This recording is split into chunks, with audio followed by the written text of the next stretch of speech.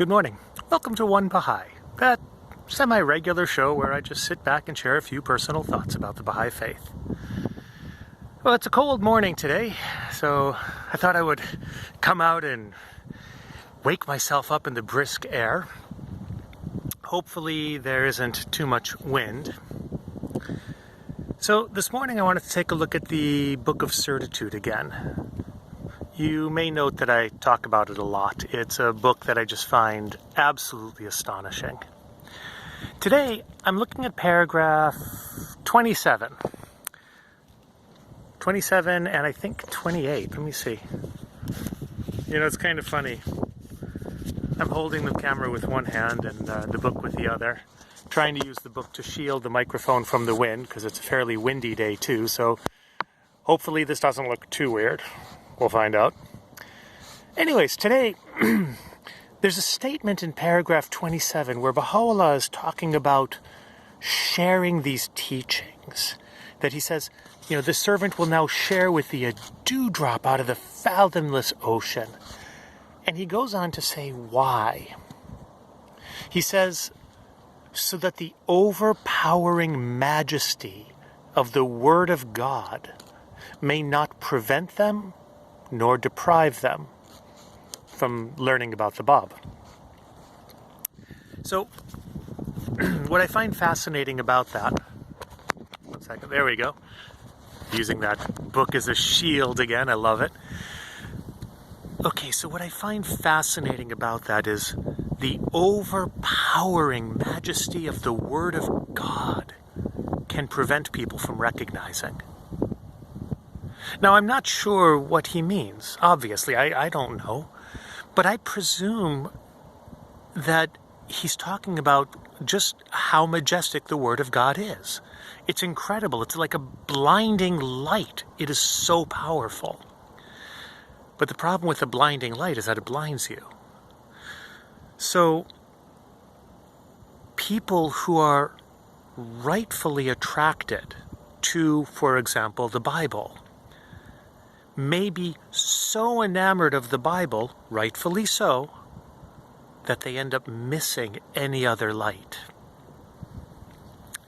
And I find this fascinating to think about when teaching, because, sorry, I just keep having to shift around through the wind. I find this fascinating because, to me, Baha'u'llah in the Kitab-i-Iqan is using the Word of God that is so attracting the uncle of the Bab to prove the cause of the Bab to him. He's using the Quran, but beyond that, he's also using the Bible. So this man who loved the Quran, who was a very devout Muslim, is being converted to the faith of the Bab through the words that he loves. I think when Abdul-Baha said that we Christians in the West, we of the Christians in the West need to understand the Bible better than the Christians, I think this is part of what he's referring to.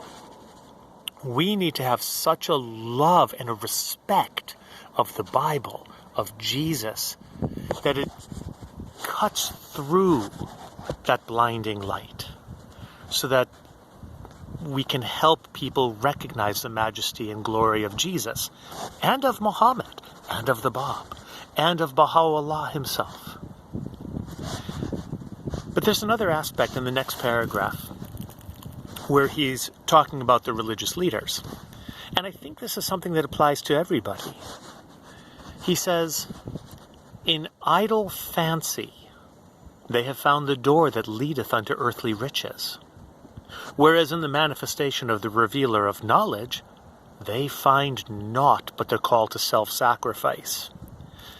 They therefore naturally hold fast unto the former and flee from the latter. So what is he saying there? Well, in their own idle fancy, in their own vain imaginings, in their own ridiculous ideas and thoughts, they have found something that leads to riches, ease, comfort, power, wealth. But in the call of the Bab, And in the call of Baha'u'llah, we're called to self-sacrifice. So if you have the choice, if you're an average person and you have the choice between opening a door that leads to riches and opening a door that leads to self-sacrifice, well, Baha'u'llah says you're naturally going to hold fast to the former. You will naturally flee from the latter.